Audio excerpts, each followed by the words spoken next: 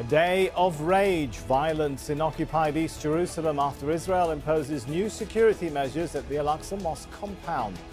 Jordan is responsible for one of Islam's holiest sites, so why is Israel making the decisions? This is Inside Story.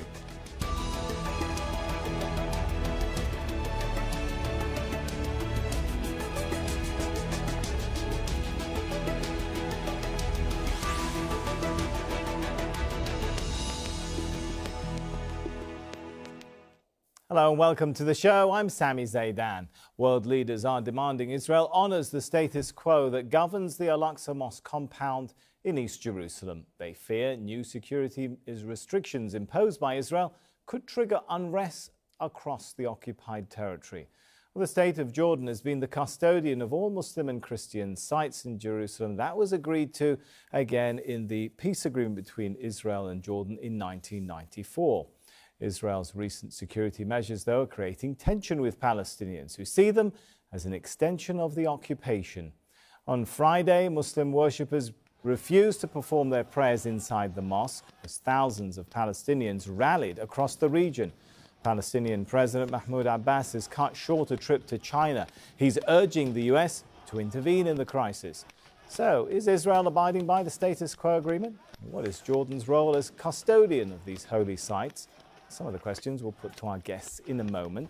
But first, let's take a closer look at the Al-Aqsa Mosque compound. It's home to the Dome of the Rock and the Al-Aqsa Mosques, two of Islam's holiest sites. To Jews, of course, it's Temple Mount, and they pray at its western wall. For centuries, the compound has been under various Islamic religious authorities known as waqfs, and since the 1994, the state of Jordan has been the custodian of the compound known as the Noble Sanctuary. Well, Israel occupied East Jerusalem in 1967, annexed the territory in a move never accepted by the UN. But Israel recognized the authority of the Jordan-Jerusalem Islamic Waqf to continue to manage the site. The occupation, though, has imposed measures relating to security, maintenance, excavations and non-Muslim visits, which the Waqf authority says violates its role. Now, under a delicate agreement, Jews are allowed to enter the Al-Aqsa Mosque compound under close supervision, but only Muslims are allowed to actually pray there. Let's bring our guests into the show. In Jerusalem, we have joining us Mustafa Abu Sway. He's a professor at Al-Quds University and a scholar on the Al-Aqsa Mosque and a member of the Islamic Waqf Council. And also joining us from Jerusalem is Ambassador Alan Baker. He's the director of the Institute for Contemporary Affairs in Jerusalem and a former legal advisor to Israel's foreign ministry. Joins us via Skype. Welcome to you both. Perhaps we could start with Ambassador Alan Baker. As you know, the Jordanian Jerusalem Awqaf authorities, they're the ones internationally recognized to be the managers of the site. Wouldn't it be better to let them manage the site? Wouldn't that be better for everybody involved? Well, it's difficult for me to think that they will prevent armed gunmen from coming out of the Al-Aqsa Mosque and shooting people. The question is, what would they do? How would they cope with this? Even if you go according to the laws of occupation, the occupying power has the responsibility to ensure security. And this is exactly what Israel is doing, nothing more, nothing less. All right, let's take that point then to Professor Mustafa. Israel, as the occupying power, has to establish security. What would the Islamic Waqf or any other authority there do? Who would protect us against these security forces? In October 1990, Israel committed a massacre inside the Al-Aqsa Mosque, and we have 21 people, the names of which are written on the entrance to the cemetery adjacent to Lion's Gate to Bab al-Asbat. They include elderly men and women. So we need protection from these security forces. It's any solution that addresses security concerns without looking at the political situation and the larger picture is definitely incomplete. All right, talking about the larger picture then, Ambassador Baker, when you look at the complaints which the Islamic Awqaf authorities, the Jerusalem Jordanian Awqaf authorities have repeatedly made about the sort of Israeli measures which are being taken, they relate to things like maintenance, they relate to renovation, they relate to the regulation of visitors within the compound, issues which, fall within, most people would agree, regular administrative affairs. To give an example, they say in their report of 2017, April the 28th, which they filed with UNESCO, that until the beginning of 2017, the Awqaf authorities say that Israeli occupation authorities continue to ban the implementation of more than 24 restoration, consolidation and renovation projects. Some of the examples they give are things like completing the firefighting system, installing a metal and glass umbrella, fixing a water pipe next to Bab al-Majlis. Surely, as Professor Mustafa says, the context here is a much bigger political struggle for who has authority and sovereignty, is it not? Look, you're bringing in a very wide range of subjects. In principle, and I took part in the negotiations with the PLO on the issue of what is going to be the subject of the negotiations, and the issue of Jerusalem is on the negotiating table. In other words, the whole question of who will have ultimate control or sovereignty, or whether it will be some type of shared sovereignty or whatever, is still on the negotiating table. And if and when the Palestinian leadership decides to come back to the negotiating table, then this will be one of the issues that will be solved. In the meantime, it's Israel's responsibility to ensure security, and that's all. Now, you mentioned sorry, Ambassador, but if we could bring it back to point, my question is, regardless of the negotiations, there is an international recognition that there is the Jordanian Jerusalem Waqf Authority that's supposed to manage things like broken water pipes and firefighting systems.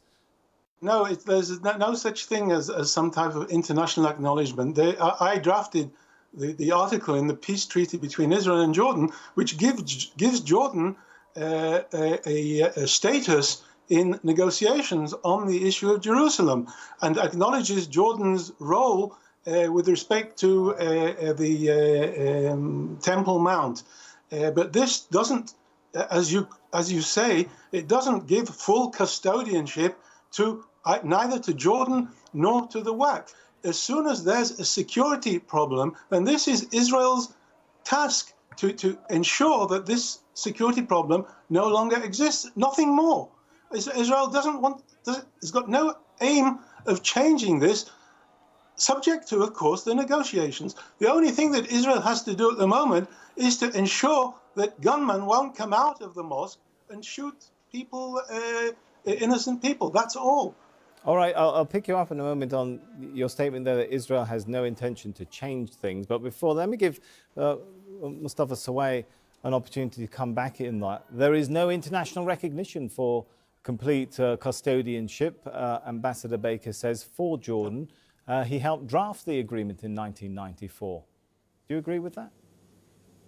Well, the international community, which basically represented by the United Nations, the UN Security Council, rejected the 1980 Israeli basic law that considers Jerusalem a unified eternal city of Israel. There are at least 6 UN Security Council resolutions that continue to consider East Jerusalem as occupied Palestinian territory, and this is why the foreign embassies are in Tel Aviv, not in Jerusalem.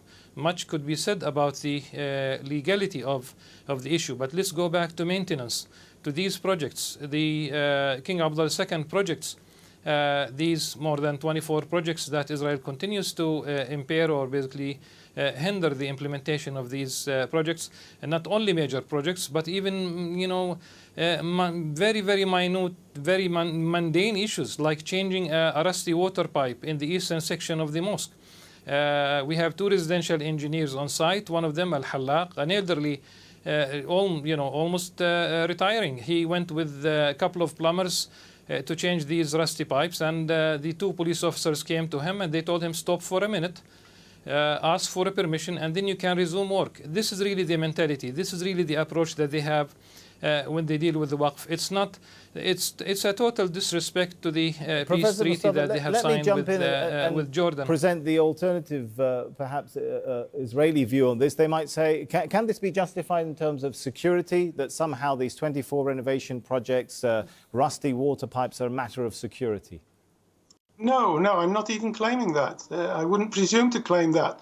Look, Israel, so why then, Israel is in control. Why does it become an issue? I mean, can you see how perhaps Palestinians would see an attempt to block renovation projects, installing firefighting systems, fixing water pipes, as more than simply as an attempt to establish Israeli control and sovereignty over the area? Look, Israel control is already there.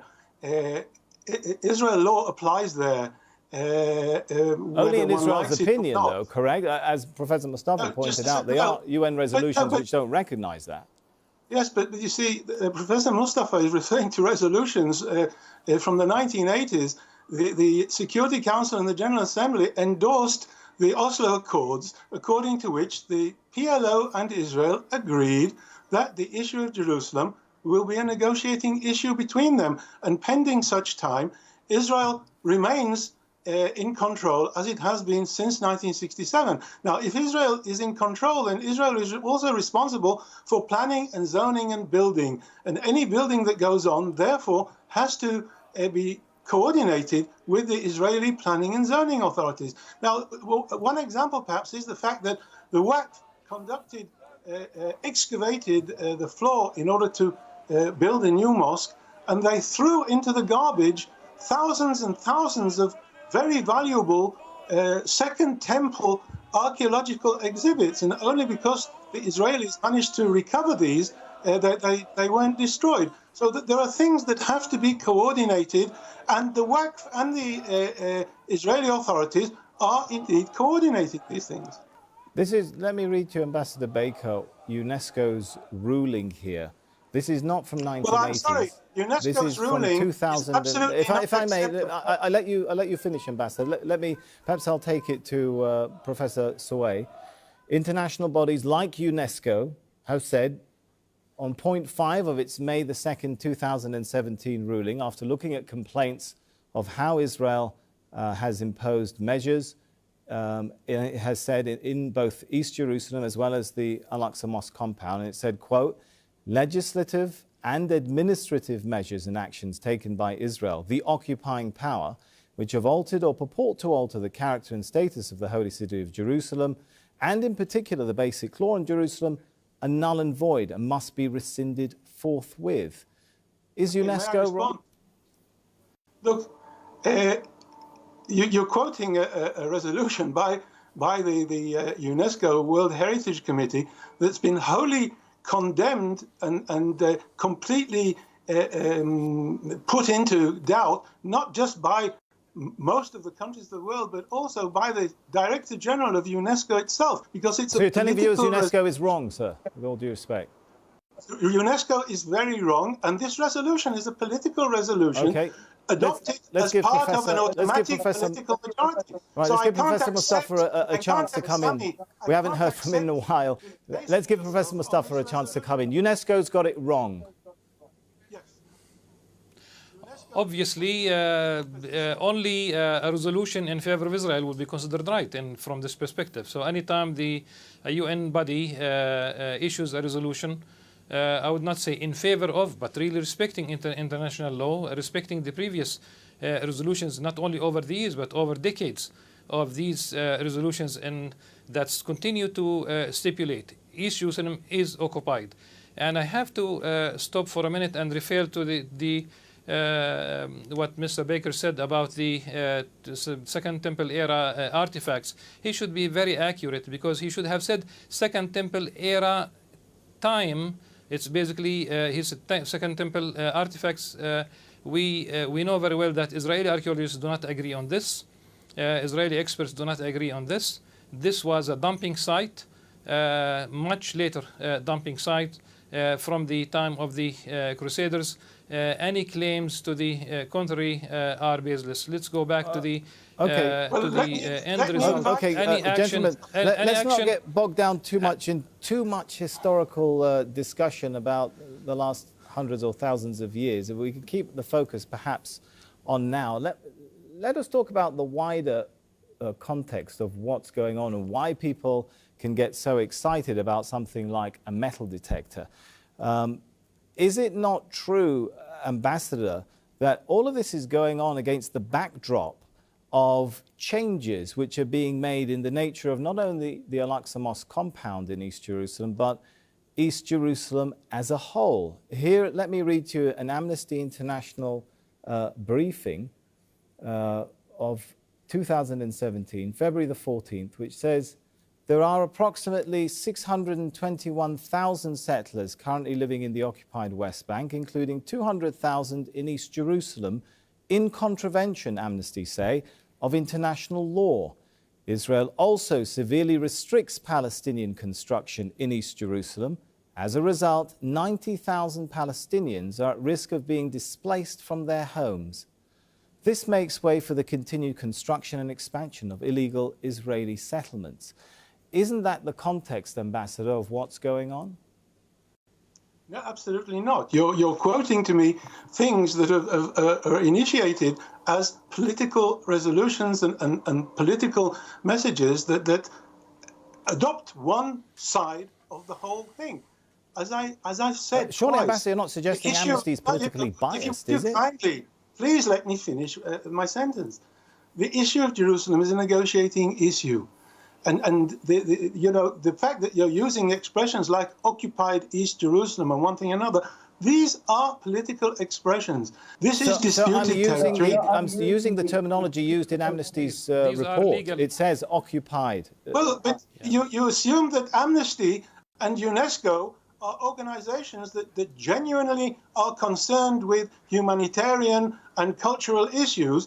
Then I suggest that you look very carefully into the recent resolutions by UNESCO and the recent statements by Amnesty, and you'll see a very clear political bent. So let's leave all these things and let's go straight to the point of the issue of negotiating the issue of Jerusalem. This is the point, including the issue of the holy places. Now, this is something that both Israel and the Palestinians have agreed to.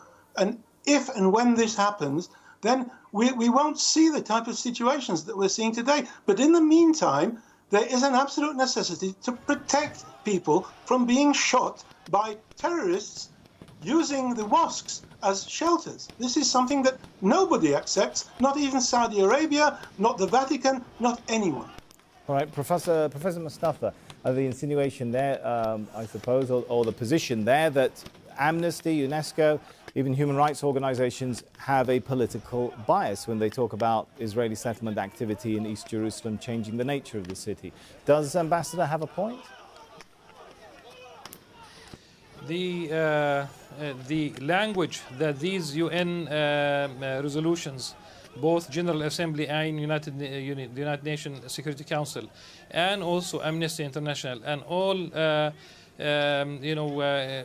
international, Criminal Court of Justice, all of them use the occupied as a legal term. Occupied is not really politically charged. Of course, if it makes basically Israel uncomfortable, because really it's an occupation.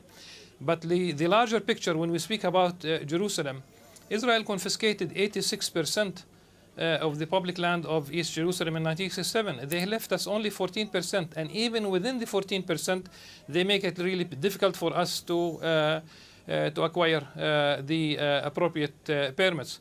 Let me just point to something really iconic. Ehud Olmert, when he was mayor, before he became prime minister, he's on record saying that 96% of public parks are in West Jerusalem.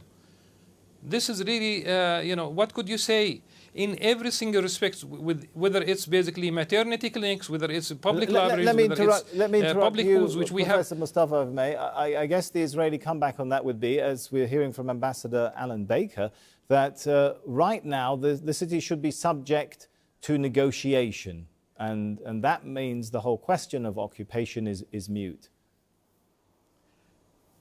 Yes, well, that's what I'm saying. Let's give Professor Mustafa a chance. I did present the Israeli narrative, Ambassador Alan Baker. So let me give Professor Mustafa a chance to come back in on that. Okay. Well, even if it's really a matter of negotiation because of the Oslo Accords, that does not change the legal situation under international law. This is the point. The people can negotiate whatever they would like to negotiate, but under international law, there is specific, category. What's going on in the West Bank, the Gaza Strip, and East Jerusalem, it falls under basically the term occupation, and Israel is responsible. Let me put it this way: Israel exists. I'm sorry. Legally, it's a de facto existence. It's a de facto. Okay, let's give Ambassador an opportunity to come in. That I will come back to you, Professor. Go ahead, Ambassador. Professor Mustafa, I respect you very much, but I suspect that you're not an international lawyer. I am an international lawyer, and there's one thing that you have to know, that as soon as there's an agreement between two sides, this agreement overrides. It's called lex specialis in Latin. It overrides any other arrangement that may exist. And the fact that the Palestinians and the Israelis have agreed between them to divide up the areas of the West Bank and Jerusalem basically means that this overrides any of the General Assembly and Security Council resolutions that you seem so fond of quoting, none of which, by the way, are mandatory resolutions. They're all recommendations. Ambassador, could you quote which agreement are you referring to? There is no final status agreement between, but there is no final, that is not a final status agreement between the Palestinians and the Israelis, as you put it, to divide up the land. No, not yet. This is the whole point. That is an agreement in which the PLO was recognized as a representative of the Palestinian people, and the PLO recognized Israel's existence. That was not a final status agreement to carve up the land. No, of course not. But this was an agreement that would divide up the area of the West Bank pending the outcome of the permanent status negotiation. And here I'm quoting from an article that's written there, which I participated in drafting. All right, let's give Professor Mustafa, I promise I'll give you a chance to come back in on that. Go ahead, Professor Mustafa. I think basically it's very clear the Israeli government continues to blur the lines between the Palestinians and the Israelis by continuing to build colonies in East Jerusalem and in the West Bank, land grab. This is exactly where the wall, the apartheid wall, the separation wall exists. It's basically on the edge of urban. Ambassador, give him a chance to finish. We let you finish. Go ahead, Professor. But he's spouting propaganda. Come to the point of the discussion. Let Professor let the Professor continue. We'll come back to you if there's time. Even the Israeli army just most recently agreed that the proposed increase in building permits for the city of Qalqilia would not basically jeopardize any security issues. Nevertheless, under the pressure of the Israeli settlers' political bloc, Netanyahu yielded to their pressure and he postponed the vote on such a very small issue like the expanding the permits, increasing the permits for the city of Qalqilia. It's obvious. Okay, we've got about a minute left, so I'm going to try and give 30 seconds to each of our guests. Human Rights Watch ambassador, in its report in 2017, said the same thing, that the transfer of population that Israel is carrying out is in violation of the 4th Geneva Convention. Surely your position is not that all these human rights organizations have misunderstood international law. Well, it's their interpretation of what they think. It doesn't necessarily mean that this is the correct interpretation. And Israel considers Article 49 of the 4th Geneva Convention to be something that was drafted after the Second World War to prevent the forcible transfer of millions of people that was carried out by the Germans. Okay. So it's completely irrelevant. We've got only 20 seconds left now. Let me give 20 seconds to Professor Mustafa. Just 20 seconds. Go ahead. The Israeli Human Rights Watch group B'Tselem publishes statistics about Jerusalem, and one of these statistics about the revocation of residency, revocation of IDs kicking out Palestinian Jerusalemites from their own city. In the year 2008, they revoked the IDs of 4,577 Palestinians from East Jerusalem. These are Israeli numbers. If Israel is determined on making peace with us, then why they are kicking us? We do have to end the show. I appreciate that there's a lot more that everyone would like to say on this, but for now, let's thank our guests, Mustafa Abu Sway and Ambassador Alan Baker.